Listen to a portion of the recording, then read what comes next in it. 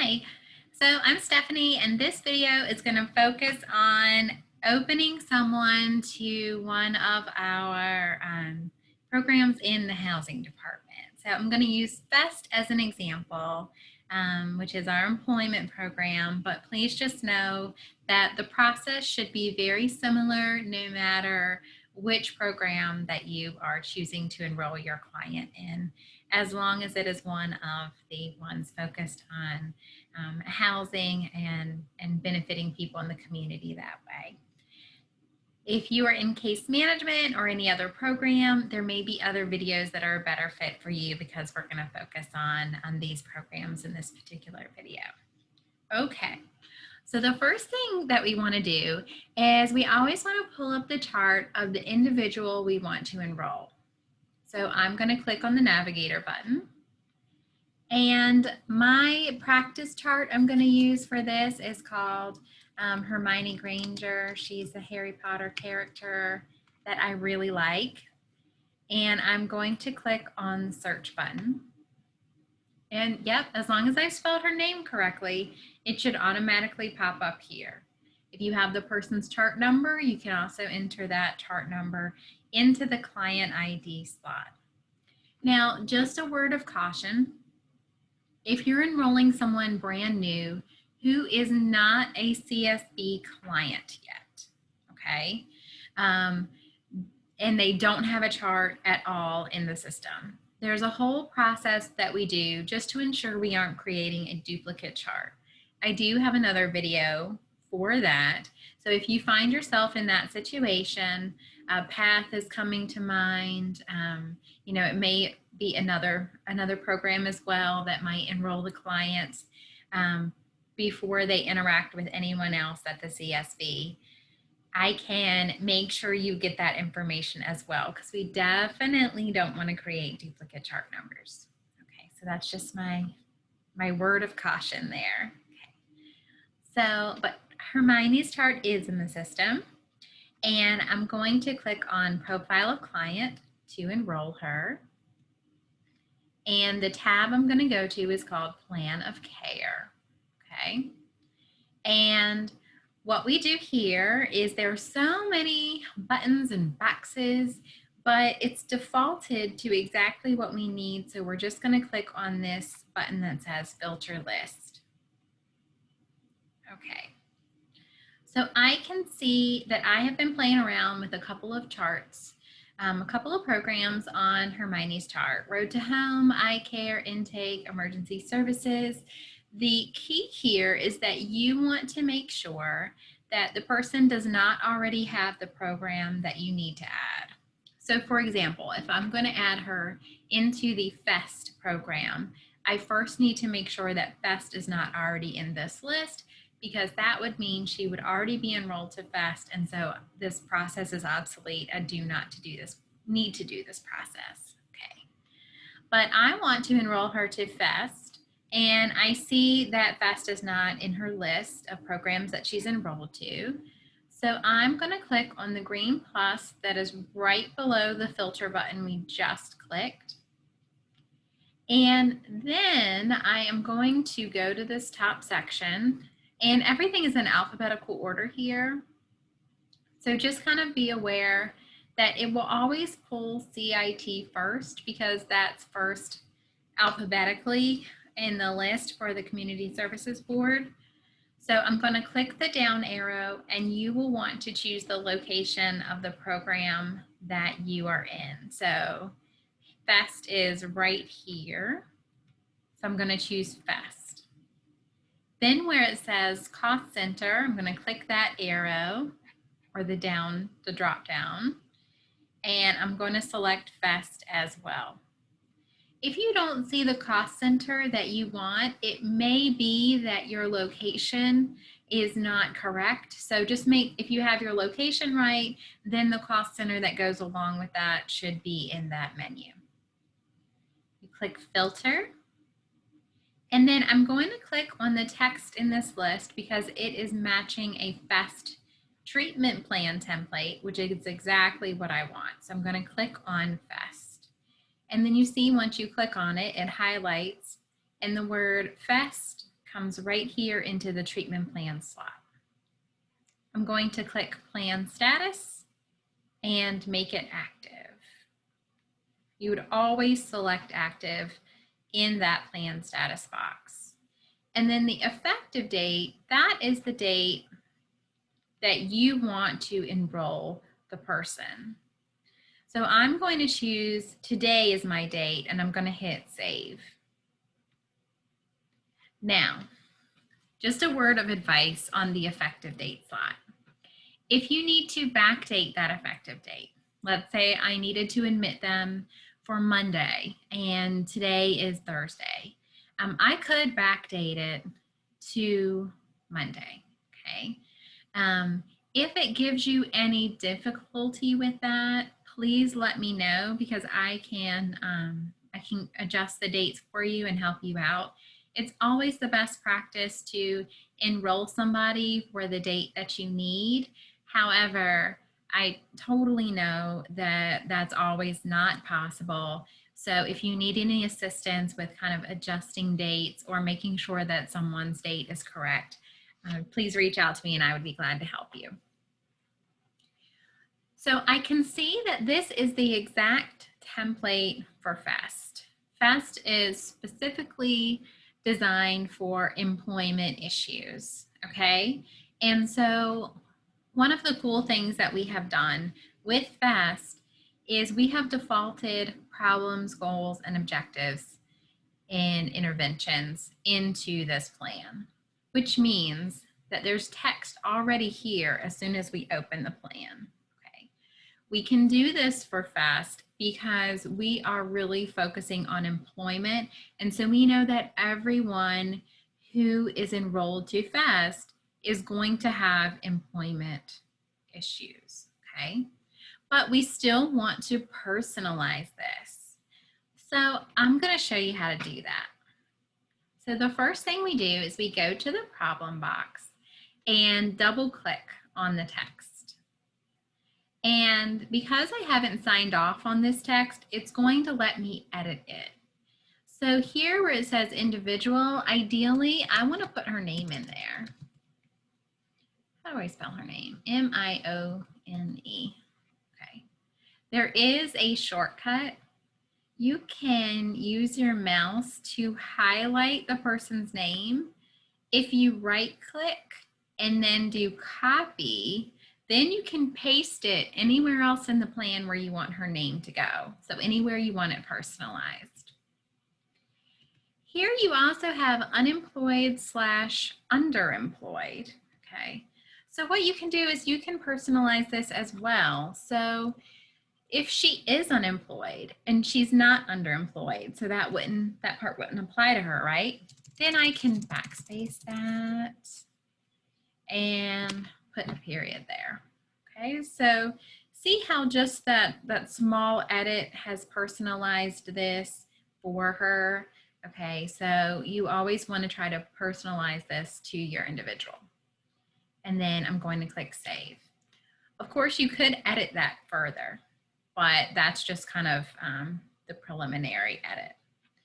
Now, this can get a little bit tricky. See here in my problem box, it still says individual is unemployed / underemployed. But wait, I edited that, right? So in order to see any changes or edits or updates that you make, you just need to save and double click, and then I will see the updates there. So if you don't see it immediately in the box, don't panic or worry, because you won't see your changes until you've saved it and open it again. So you don't have to save and open every time you want to go to look at your edit. You don't have to do that on your problem and then on your goal. You could just do the whole thing and then save it. I just wanted to show you what it looked like and to show you that I really did edit it. Okay, so now I'm going to go to my goal box, double click. Okay, I can highlight where it says individual, right click and paste, and see how it pastes her name in there. I love that trick. Okay, so That way I can personalize it with her name. I really like this description, locate and maintain successful employment opportunities. So I am not going to edit that at this time. Then I'm going to save. Okay. So again, see how it didn't immediately populate, but as soon as I save this plan, it's going to change all my, or update all my edits. Okay. Same thing with my objective. Double click. Where it says individual, I'm going to highlight it, paste Hermione's name in.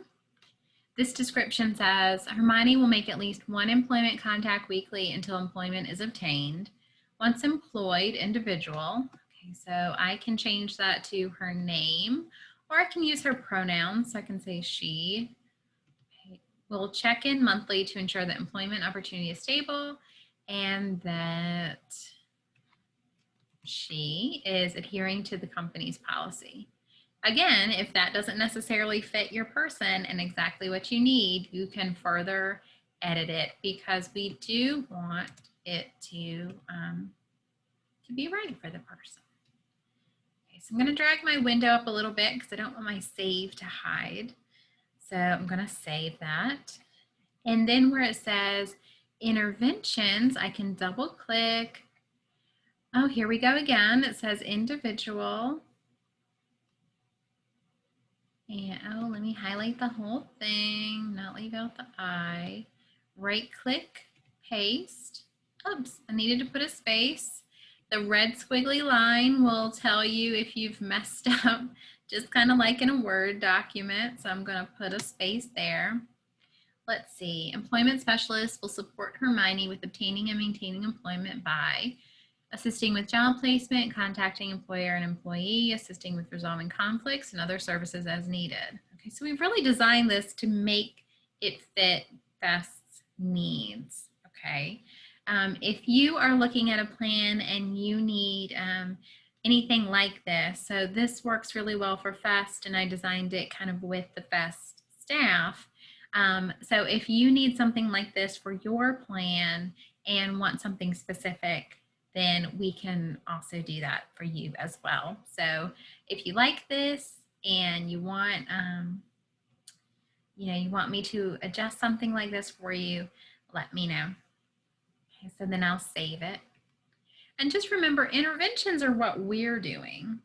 So that's why it says employment specialist here instead of Hermione, because it's how are we intervening to assist her and to help her reach her goals, okay, and to meet her objectives.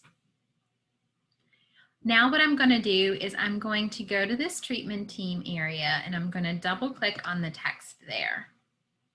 Where it says providers/signers, I'm going to click on the plus and I'm going to put my name in this provider slot. If you're down towards the bottom, like my last name starts with an S, so I don't want to have to scroll from A to S to put my name in, you can just start typing it and it will take you down to the area of the alphabet that your name's in there. Your role is always going to be CSB primary provider. What this does is if I want to pull everyone on my caseload, okay, or if my supervisor wants to pull everybody on my caseload, putting this CSB primary provider and my name connected to this plan will claim Hermione as my client. And so when I'm running lists or reports in Profiler, she'll show up under me. I'm going to click the effective date. The effective date is always the admission date of your plan. So just be mindful that if you backdated your plan, so let's say, remember we talked about if I am putting it in the system today, but I really opened her on Monday, I would have to backdate this to the start date of the plan as well. Okay, so I'm going to click on OK. If your client needs to sign your plan, different programs have different regulations on this. All of our case management programs and everything require the client's signature on the plan, but some of the housing rules are a little bit different. So if you're not sure if you need your client to sign your plan or not, please check with your supervisor. But I'm going to show you how to do it, because it's always good when they sign or agree to what we're doing with them. So I'm going to click on the plus and then see how her name automatically appears. I'm going to click the effective date. Just remember, this is the admission date. So if I backdated their admission date, I also need to backdate this. And I'm going to click OK. This date here always should default to the admission date, so you shouldn't ever have to change that date. Kind of causes some weird issues if you do change it. So this pulls directly from where you had already set the plan start date. So as soon as you chose that effective date, that should have populated there. So you should not have to adjust this.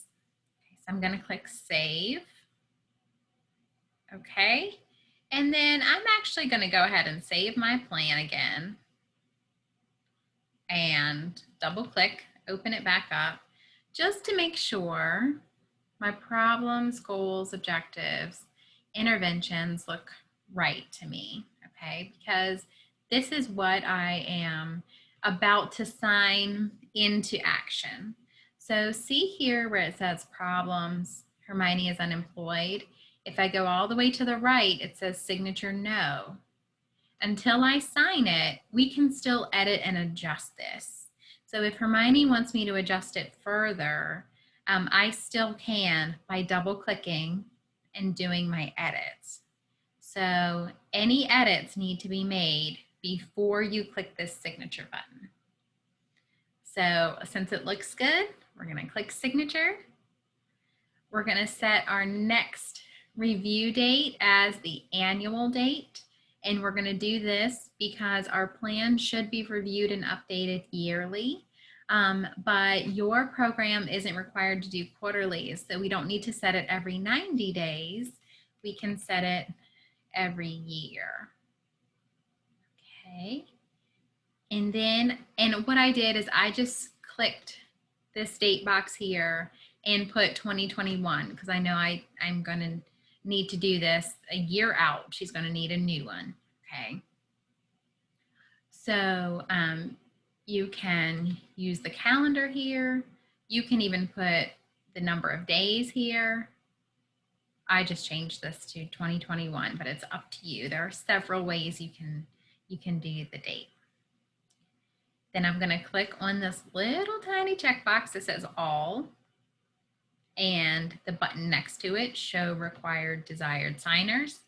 And because I put my name and Hermione's name down below into that treatment team box, because Hermione and I are teamed together helping her get employed, right?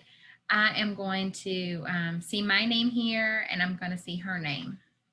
I'm going to double click my name, click the checkbox. You don't have to e-sign as an employee or a staff because it will automatically pull. And I'm going to click OK. And now it will say yes by my name.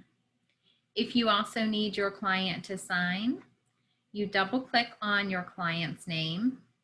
When you're with them, you click the date box and there is an e-sign. Okay, this is how you have them sign the plan with a signature pad.